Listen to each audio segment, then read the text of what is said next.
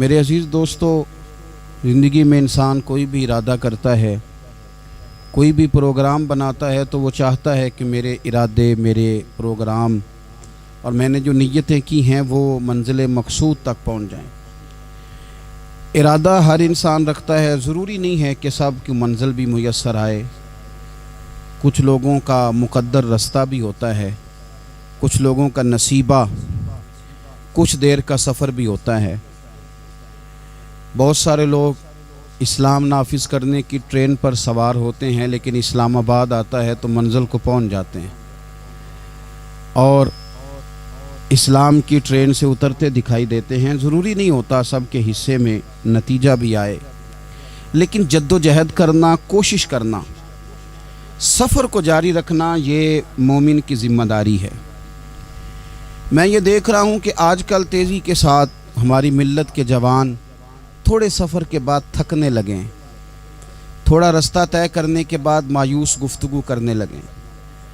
اللہ تبارک و تعالیٰ نے انسان کی اور بالخصوص بندہ مومن کی تربیت کرتے ہوئے کہا ہے کہ یا ایھا الذین آمنوا اصبروا، اے ایمان والو صبر کرو، وصابروا اور ڈٹے رہو، ورابطوا اور کمر بستہ رہو، جد و جہد کرتے رہو، واتقوا اللہ اور اللہ سے ڈرو، لعلکم تفلحون تاکہ تم فلاح پا جاؤ۔ صبر کرو، ڈٹے رہو اور جد و جہد جاری رکھو، ورابطوا کمر بستہ رہو، پڑھتے رہو۔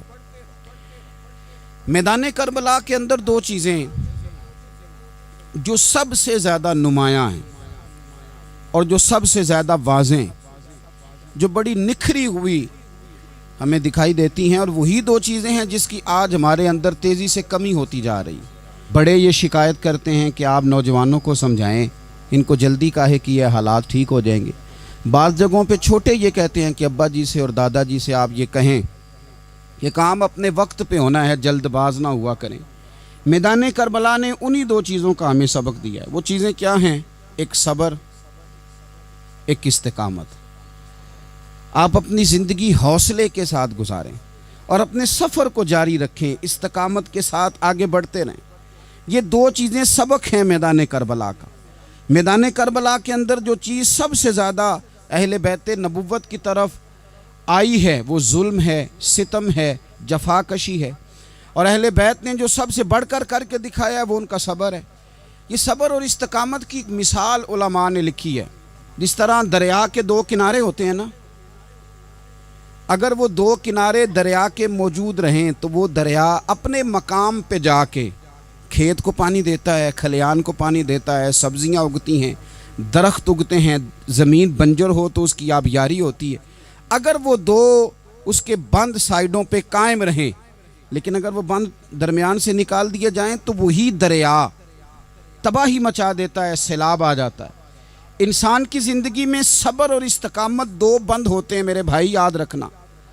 اگر آپ کے اندر صبر اور استقامت ہے تو آپ کی خواہشات کنٹرول میں رہتی ہیں، اور اگر یہ صبر اور استقامت آپ سے چھوٹ جاتا ہے، بڑا کچھ لوگ کہیں گے، بڑی باتیں کریں گے، بڑا کچھ سنایا جائے گا، اپنے بیگانے کئی رستوں پر کئی جملے کسیں گے۔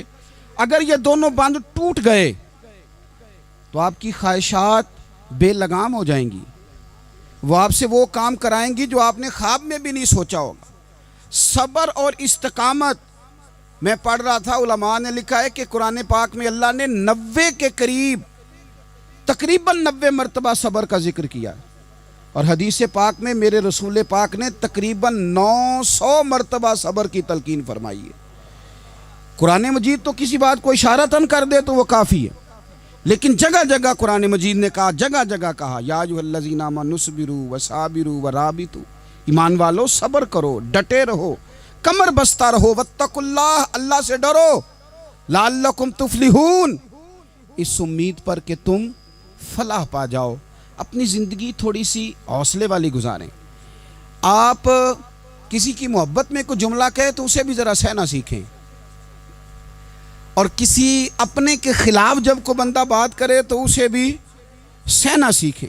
جس طرح تعریف آپ کو میٹھی لگتی ہے نا، اسی طرح جب تنقید بھی میٹھی لگنے لگے نا، جو نظریے کے لوگ ہوتے ہیں انہیں تنقید اور تعمیر سے فرق نہیں پڑتا، کیونکہ وہ ان کا اپنا ایک ویژن ہوتا ہے، ان کی اپنی ایک سوچ ہوتی ہے، وہ اپنے نظریے پر چل رہے ہوتے ہیں، انہیں زیادہ پریشانی نہیں ہوتی، انہیں دکھ بھی اتنی تکلیف نہیں دیتے، جتنا مزہ سکھ دیتے ہیں اتنا ہی مزہ دکھ دیتے ہیں، کیونکہ ان کا ایک ویژن ہے۔ قرآن مجید کا ایک دوسرا مقام ہے، سورہ لقمان ہے۔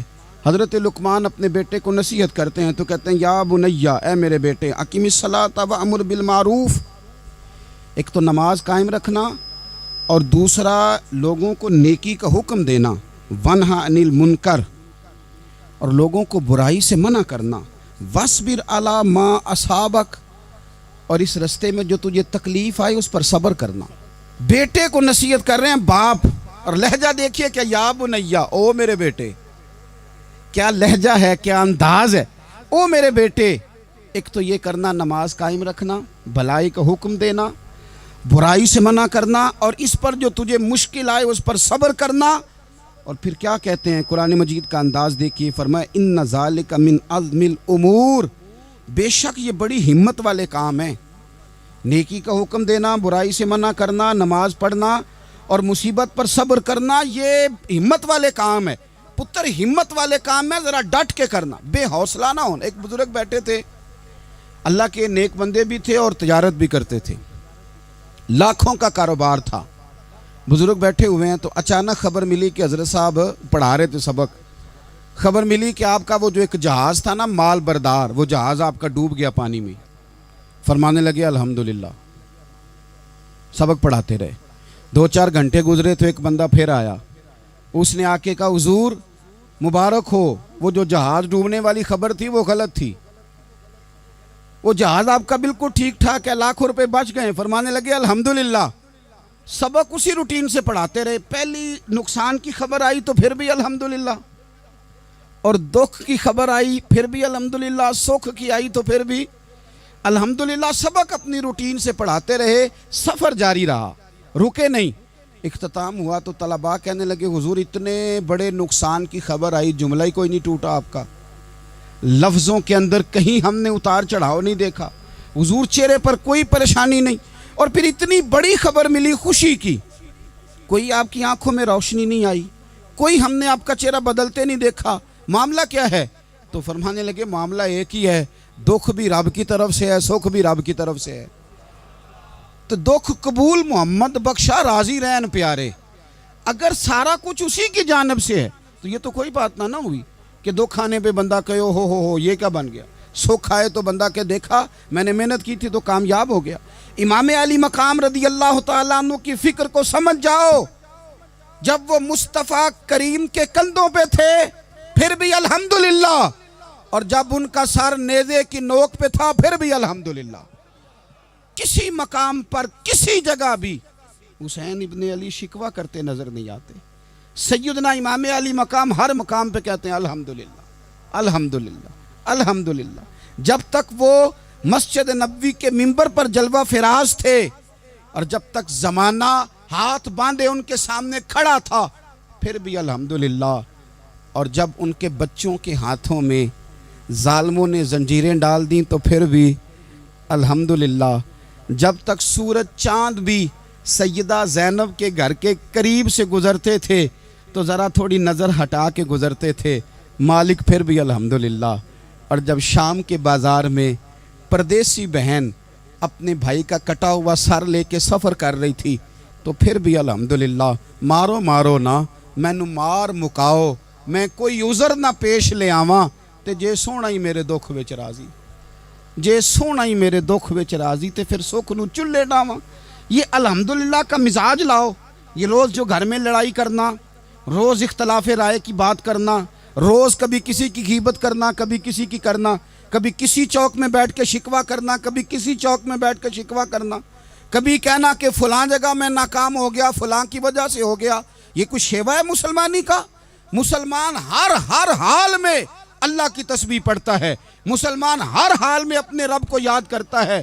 وہ کہتا ہے بہار ہو کے خزاں لا الہ الا اللہ، خودی کا سر نہاں لا الہ الا اللہ، خودی کا تیغ فساں لا الہ الا اللہ۔ اور اگرچہ بت ہیں جماعت کی آستینوں میں، اگرچہ بت ہیں جماعت کی آستینوں میں، پر میری مجبوری ہے نا، مجھے ہے حکم اذاں، لا الہ الا اللہ، اپنی ڈیوٹی کرتا ہے وہ اپنے کام لگا رہتا ہے۔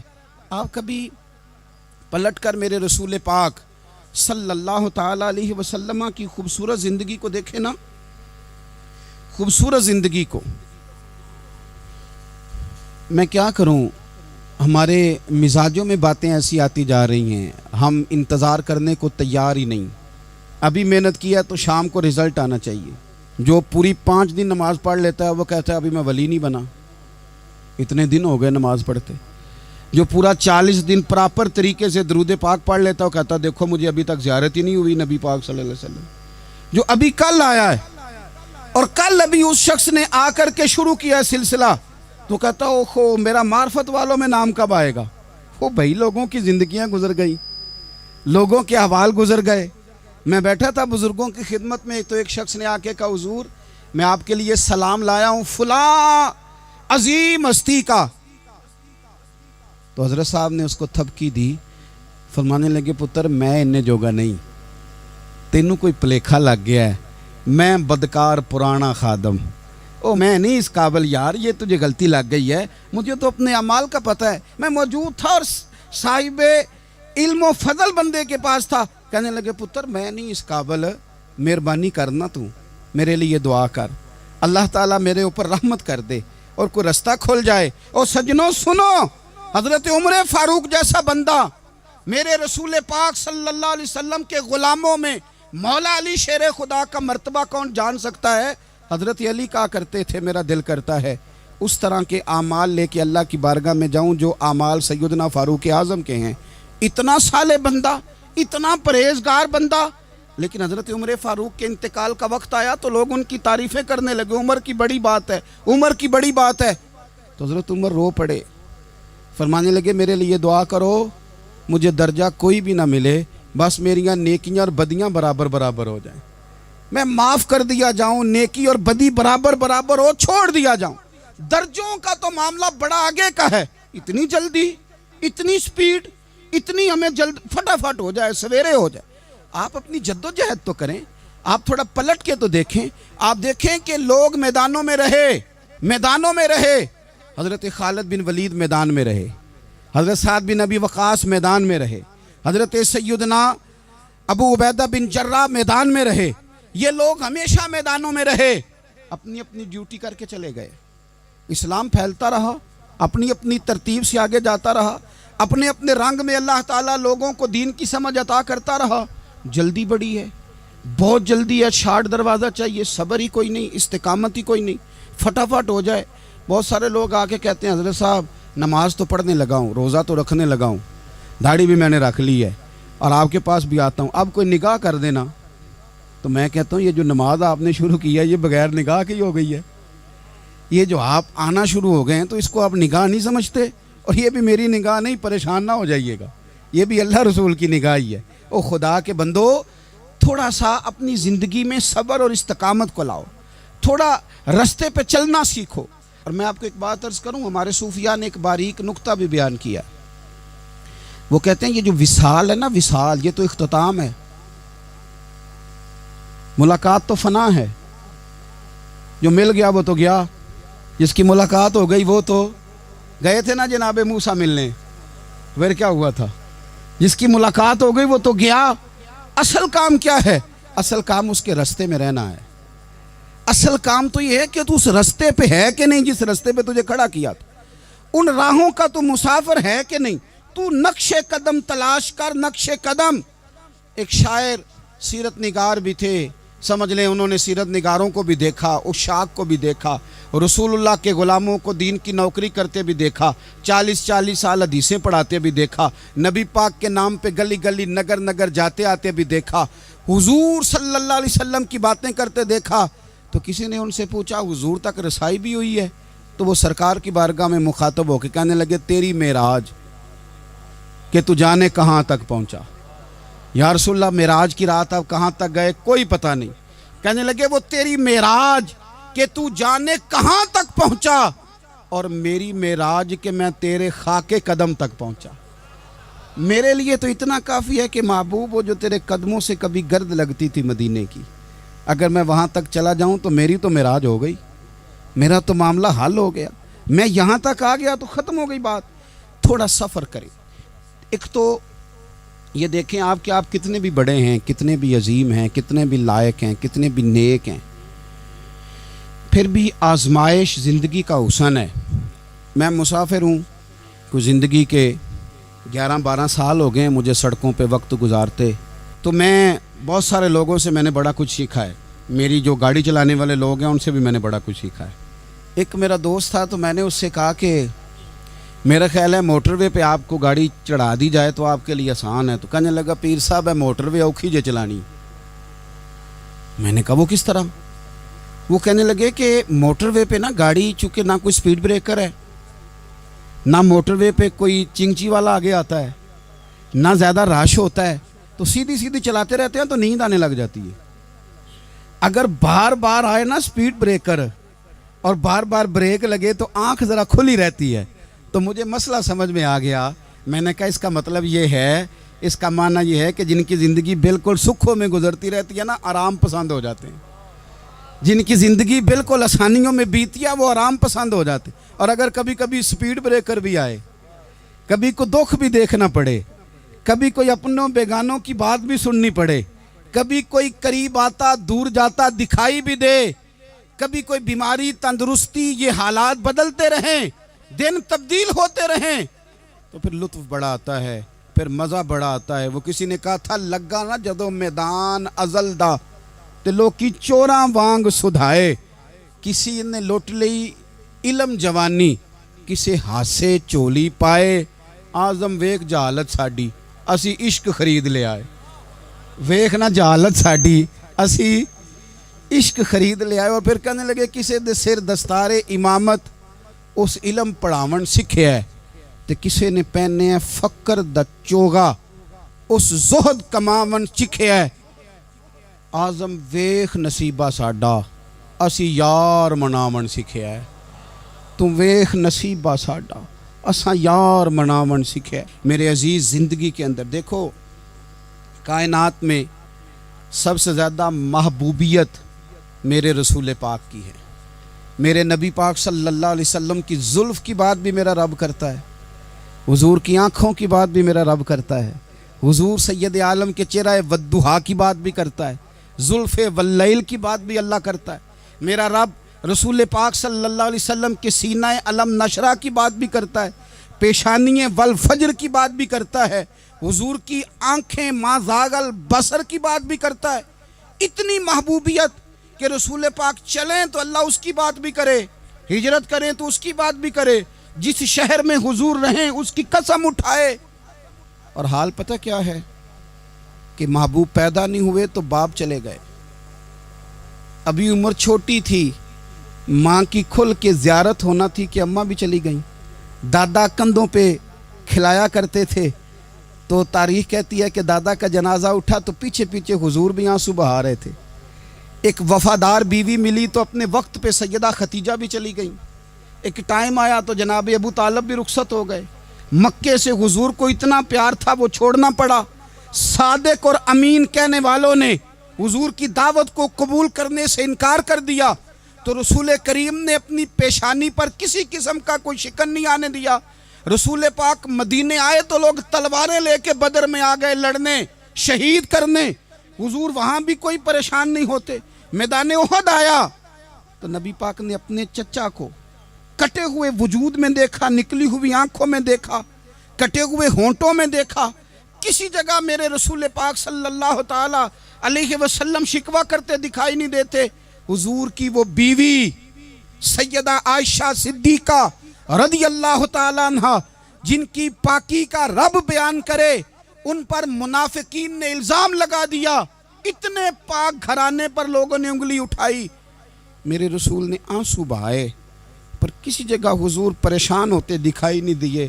ہم ڈھونڈنے لگے، تلاش کرنے لگے۔ جب دروازہ رسول پہ گئے تو حضور خود بولے، میرے رسول فرمانے لگے، میرے غلاموں یاد رکھنا یہ صبر میری چادر ہے، یہ صبر میری چادر ہے، یہ حوصلہ میری چادر ہے۔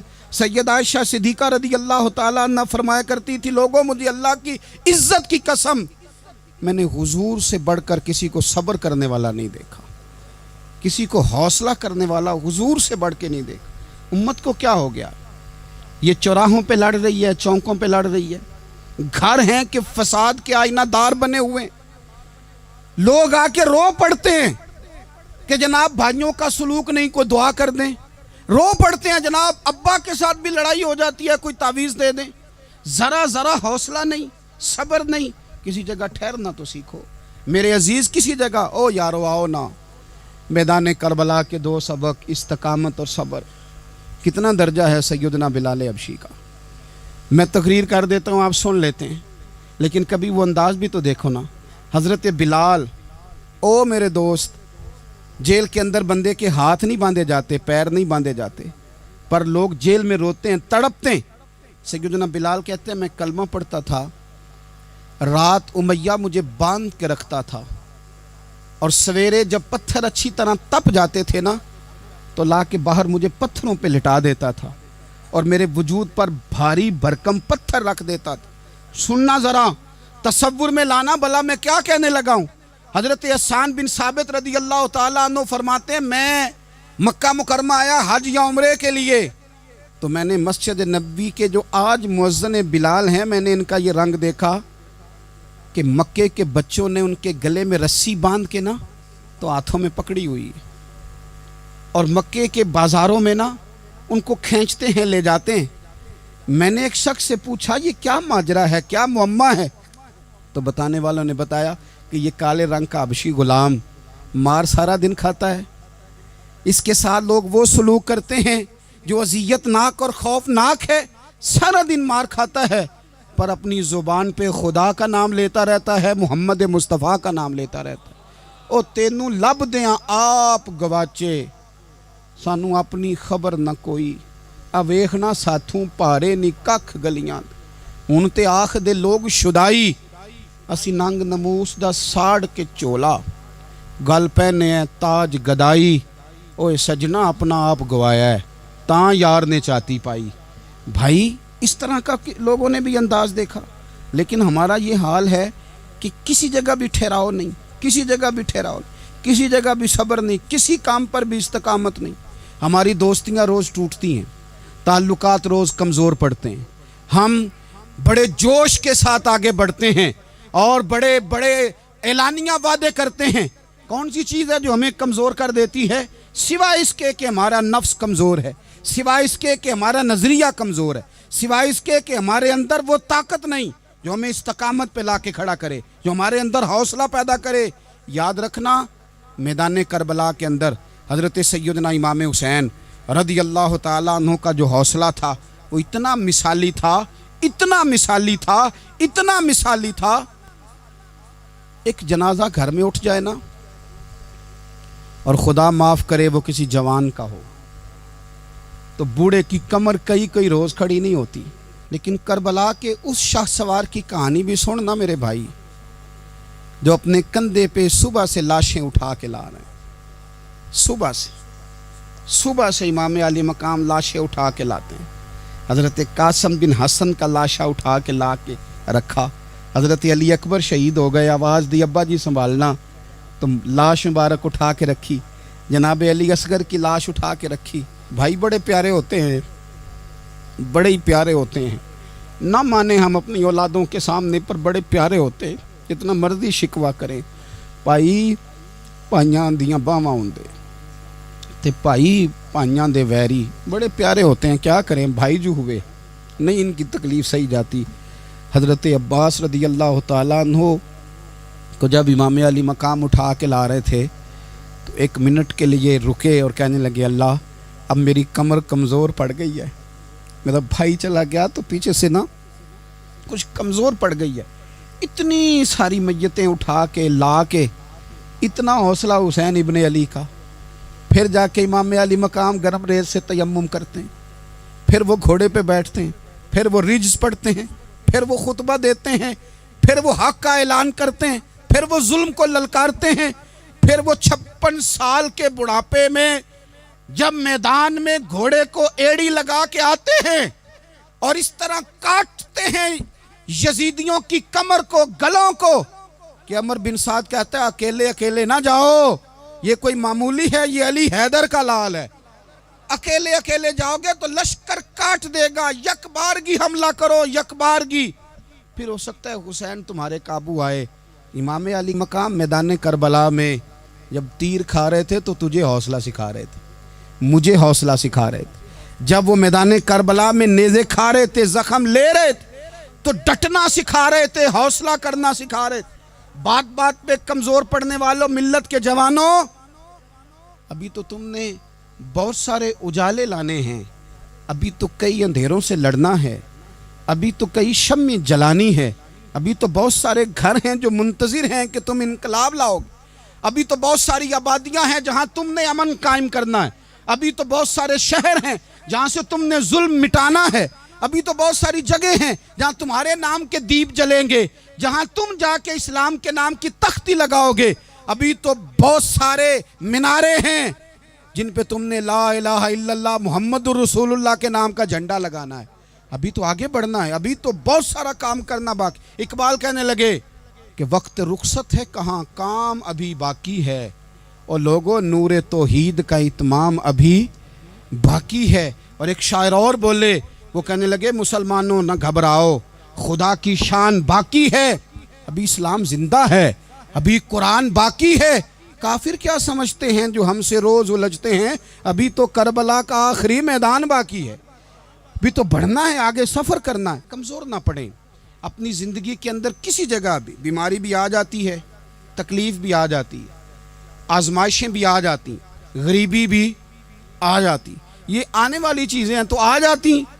اپنی زندگی میں صرف 2 4 5 چیزوں کو لاگو کر لیں۔ ایک تو مخلص زندگی گزاریں، ریاکار زندگی نہ گزاریں۔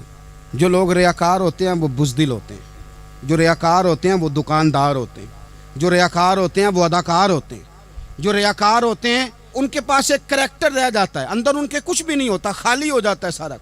زندگی میں مخلص بنیں گے تو دلیر ہو جائیں گے، اخلاص کے ساتھ آپ زندگی میں سفر کریں، آپ مخلص ہو جائیں۔ میرے رسول پاک صلی اللہ علیہ وسلم نے فرمایا مخلص ہو جاؤ، اللہ کی رضا والے ہو جاؤ، مخلص ہو جاؤ، تمہارا تھوڑا عمل بھی تمہارے لیے زیادہ ہو جائے گا، تمہیں کفایت کر جائے گا تھوڑا عمل۔ اللہ کے علاوہ کسی سے ڈرنا چھوڑ دیں، غیر کا خوف دل سے نکال دیں، خوف نکال دیں، اپنی زندگی میں غیر کا خوف نکال دیں، نکال پھینکیں آپ امیروں کا خوف، نکال پھینکیں دنیا کیا کہے گی۔ یاد رکھنا عزتیں بھی رب دیتا ہے، ذلتیں بھی اس کی مشیت کا تقاضا ہوتی ہیں، رزق کا مالک بھی اللہ ہے۔ حضرت مولا علی سے کسی نے کہا کہ آپ اپنے ساتھ حارس کیوں نہیں رکھتے، گن مین کیوں نہیں رکھتے، باڈی گارڈ کیوں نہیں رکھتے؟ تو حضرت علی فرمانے لگے موت سب سے بڑی محافظ ہے، وقت سے پہلے آتی نہیں، آ سکتی نہیں۔ آپ غیر کا خوف نکال باہر پھینکیں۔ ایک جملہ میدان کربلا میں امام حسین نے کہا تھا، ایک جملہ، اور وہ جملہ اتنا طاقتور ہے کہ اگر سونے کے پانی سے لکھا جائے، ہیروں سے تولا جائے تو یہ ساری چیزیں کمزور پڑ جائیں۔ امام علی مقام میدان کربلا میں جب گھوڑے پہ سوار ہوئے، اللہ اکبر کہہ کے میدان میں آئے، اور آپ نے یزیدیوں سے کہا کہ تم ظالم ہو، جابر ہو، فاسق ہو، اطاعت تمہاری نہیں قبول کی جائے گی، اب بتاؤ لڑنا ہے کہ کیا کرنا ہے۔ جب وہ لڑنے کے لیے میدان میں آئے تو امام نے ایک جملہ کہا، فرمانے لگے لوگوں گواہ رہنا، آج میں نے عزتیں خرید لی ہیں اور ذلتیں دور کر دی ہیں۔ عزت ہے ہمارے پاس، عزت، ذلت دور ہو گئی۔ اگر اس کے ظلم سے چھپ کے بیٹھ جاتے، اگر ان تلواروں کے سامنے کمزور پڑ جاتے، اگر اس بڑے لشکر کو پیٹھ دکھا دیتے تو یہ عزت والا معاملہ، لوگوں ہم نے عزتوں کا سودا کیا، ہم نے ذلتیں بھگا دی، ہم نے وہی سودا کیا جو ہمارے اجداد کا طریقہ تھا، جو ہمارے اسلاف کا طریقہ تھا، جو طریقہ ہم نے علی المرتضیٰ سے سیکھا تھا اور نبی مصطفیٰ سے سیکھا تھا، وہ طریقہ ہم نے کر دکھایا۔ اللہ کے غیر کا خوف نکال پھینکے زندگی۔ اور تیسری بات، ہدف مقرر کریں، ہدف مقرر کریں۔ آپ کیا ہیں؟ آپ دین کے دائی ہیں، آپ دین کے مبلغ ہیں، آپ دین کو مالی سپورٹ کرنے والے ہیں، آپ اخلاقی سپورٹ کرنے والے ہیں، آپ ایک تاجر ہیں، آپ کس طرح کر کے میدان میں ہیں، آپ ایک ویلفیئر شخصیت ہیں، لوگوں کا بھلا کرنے والے آپ کیا ہیں؟ اپنی زندگی میں اپنے اہداف مقرر کریں، بے معنی بے مقصد زندگی نہ ہم نے ہدف بڑا چھوٹا مقرر کیا ہے۔ ایک بندے کا ہدف ہے کہ میں نے کروڑ پتی بننا ہے، بن گیا وہ کروڑ پتی، اب کیا کرے؟ اب وہ ٹینشن میں ہے کیا کروں، ہدف چھوٹا تھا نا، وہ پورا ہو گیا۔ ایک بندے کا ہدف تھا میں نے بڑی دکان خریدنی ہے، خرید لی، اب کیا کرے؟ اب ٹینشن میں ہے، آگے کدھر جائے؟ ایک بندے کا ہدف تھا میں نے وزیر بننا، بن گیا، یہ چھوٹا ہدف ہے، یہ ہدف کبھی بھی آپ قبول نہ کریں۔ ایک ہدف وہ تھا جو یزید نے اختیار کیا کہ مجھے حکومت پہ بیٹھنا ہے، ایک ہدف وہ تھا جو عبید اللہ ابن زیاد کا تھا کہ مجھے گورنر بننا ہے، ایک ہدف وہ تھا جو عمر بن سعد کا تھا کہ مجھے رے کی حکومت لینی ہے۔ یہ ان لوگوں کے ہدف تھے، اور ایک ہدف حسین ابن علی کا تھا، امام علی مقام کا تھا کہ مجھے جبر کے سامنے ڈٹنا ہے، ظلم کے سامنے ڈٹنا ہے۔ امام علی مقام کا خون تو بہہ گیا، کربلا کی زمین تو رنگین ہو گئی، نہ عبید اللہ ابن زیاد کی گورنری بچی، نہ شمر کو حکومت ملی، نہ یزید کچھ کما سکا، نہ زیاد کا وہ ظلم رہا، نہ یزید کی وہ جفا رہی، جو رہا تو نام حسین کا، جو رہا تو نام حسین کا، جسے زندہ رکھتی ہے کربلا، جو رہا تو نام حسین کا۔ چھوٹے اہداف نہ مقرر کرو۔ یہ کیا بات ہوئی؟ ایک کونسلری پہ سارا کچھ ہار دینا، ایک بچے کے میڈیکل کالج کے داخلے پہ سارا کچھ ہار دینا، ایک ہلکی چیز سفارش پہ سارا کچھ ہار جانا، ایک بڑے آدمی کے نام فوٹو آ گئی اور تو سارا کچھ ہار کے بیٹھ گیا۔ نہ اپنی قیمت تھوڑی نہ لگا، جگہ جگہ نہ بکا کر، جگہ جگہ نہ بکا کر، جگہ جگہ نہ اپنے آپ کو سیل کیا کر۔ ہمارے سودے ہو گئے، ہمیں حضور نے خرید لیا، مدینے کی گلی میں سودا ہو گیا۔ سودا کس نام پہ ہوا؟ کس نام پہ ہوا؟ ہم نے صرف اتنا کہا کہ یا رسول اللہ میدان محشر کہہ دینا کہ وہ دیکھو ہمارا غلام آ رہا ہے، بس اتنی سی بات پہ سودا ہوا، بک گئے، طے کر لیا، اس کو معراج سمجھا۔ بھائی کمزور کیسے پڑ گئے ہم؟ کس مقام پہ کمزور پڑ گئے؟ کہاں جا کے ہمارے اندر کمزوری آئی؟ استقامت، صبر، حوصلہ، ڈٹنا، مضبوط ہونا۔ ہم نا سوشل میڈیا دیکھ کے رائے قائم کرتے ہیں، آج کل یہ ہو رہا ہے تو لہذا اب بھی یہ کر دیں، کل وہ ہو رہا ہے تو لہذا اب بھی وہ کر دیں۔ ہمارا نظریہ کتاب و سنت ہے، ہمارا نظریہ وہ ٹرینڈ نہیں جو آج کل فلانی جگہ پہ چل رہا ہے، ہمارا نظریہ ہمارے بزرگوں کے 1400 سالہ نظریات ہیں۔ آپ 4 5 6 خبریں دیکھ کے نظریہ نہ بنایا کریں، نظریہ اللہ کی کتاب دیکھ کے بنائیں، رسول اللہ کا فرمان دیکھ کے بنائیں۔ 5 7 10 20 اینکر جہاں آپ کو لے کے جائیں وہ والا ذہن نہ بنائیں، ذہن وہ بنائیں جو ذہن ہمیں سیدنا امام حسین نے عطا فرمایا ہے۔ اپنی زندگی میں ایک تو اخلاص لائیں، اللہ کے غیر کا خوف نکالیں، ہدف مقرر کریں، اور مزاج جد و جہد والا بنائیں، جد و جہد والا۔ میرے حضرت صاحب، میرے تاج الشریعہ، میرے شیخ، میرے مربی، میرے محسن، سرمایہ حیات، میری آنکھوں میں بھی وہ جلوہ ہے کہ میں نے ان کو دیکھا ہے۔ انہوں نے اپنی زندگی ایک کونے سے شروع کی، پوری دنیا کا انہوں نے سفر کیا۔ انہیں پتہ تھا کہ بریلی شریف میں لاکھوں لوگ آتے ہیں، یہاں عرس ہوتے ہیں، لیکن ان کی ایک وصیت ہے، وہ بہت ساری جگہ آڈیو ریکارڈنگ بھی اس کی موجود ہے۔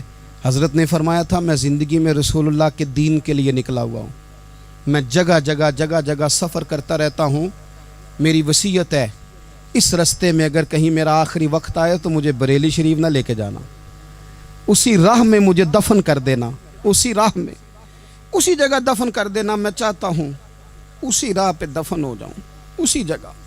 عدم سے لائی ہے ہستی میں آرزو رسول، دیکھو ہمیں کہاں کہاں لیے پھرتی ہے جستجو رسول، کہاں کہاں لیے پھرتی ہے جستجو رسول، اور میں اپنی حیاتی تو قربان تھی وہاں۔ دیکھو محمد پکیندے گزر گئی، احد نال احمد صدیندے گزر گئی۔ کہا کہ اسی رستے میں نا، اسی رستے میں، یعنی رستہ ہو اور جب آخری وقت کا اعلان ہو تو لوگ کہیں کہ وہ تو حضور کے دین کی بات بتانے گیا تھا، اور کوئی کہے وہ تو ابھی ابھی رسول اللہ کا دین سنا کے گیا تھا، اور کوئی کہے کہ اس نے تو کل بھی وعدہ کیا تھا کہ وہ آئے گا اور حضور کی بات سنائے گا۔ عدم سے لائی ہے نا ہستی میں ہمیں آرزو رسول۔ لوگوں دیکھو نا ہمیں کہاں کہاں لیے پھرتی ہے جستجو رسول۔ پھر عجب ہی نظارہ ہو میدان حشر میں بے دم کہ سب ہوں پیش خدا، اور میں روبرو رسول۔ اپنی زندگی میں اہداف مقرر کریں لوگوں۔ ہم نے اپنے بچوں کو، اولادوں کو، قبیلوں کو، بستیوں کو، برادریوں کو بڑا کچھ دیا ہے۔ آؤ نہ آج ہم اللہ کے حضور کچھ ارادے کریں کہ ہم اپنے دین کو بھی کچھ دیں گے، ہم اپنے مذہب کے لیے بھی کچھ کریں گے۔ آپ یقین کریں کالج مضبوط ہو گئے، مدارس کمزور ہو گئے۔ آپ یقین کریں کھیل کے اڈے آباد ہو گئے۔ خدا را اپنے دین کے لیے بھی سوچنا سیکھیں، اپنی اسلامی اقدار کے لیے بھی سوچنا سیکھیں، دین کی سربلندی کے لیے بھی سوچنا سیکھیں۔ میری زندگی کا مقصد تیرے دین کی سرفرازی، میں اسی لیے مسلمان، میں اسی لیے نمازی۔ حضرت عمر فاروق رضی اللہ تعالیٰ عنہ نا ہاتھ کے اندر تلوار لے کے دین کی پہرے داری کو نکلتے تھے۔ امام حسین نے تلوار لی، میدان میں دین کی پہرے داری کو نکلے، دین کی اقدار بچائی ہیں امام حسین۔ کسی شاعر نے کہا تھا دین نبی دا وانگ یتیمہ رووے تے کرلاوے، آکھے او لوکو میں کتھوں لباں عمر بہادر جڑا مینوں سینے لاوے۔ امام حسین نے اقدار بچائے دین کے۔ فرمایا فاسق، فاجر، ظالم، شرابی یہ مسلمانوں کے حکمران ہو سکتے؟ تو جو اقدار امام علی مقام بچانے نکلے ساری اولاد سمیت، ان کو بچانے کے لیے میں اور آپ کیا اقدامات کر رہے ہیں؟ ہم کیا کر رہے ہیں؟ ہمارے ملک کے اندر آہستہ آہستہ آپ غور کر لیں زنا بالجبر کہاں چلا گیا۔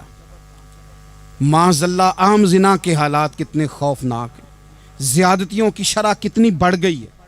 آپ دیکھیں روز وہ خبریں، وہ چیزیں سنی نہیں جاتی۔ معصوم بچیاں، جنسی درندگی کے جو حوال ہیں، ابھی بھی لوگوں کو انتظار ہے کہ انہوں نے حسینی کب بننا ہے، فکر حسینی کے پاسبان بنے۔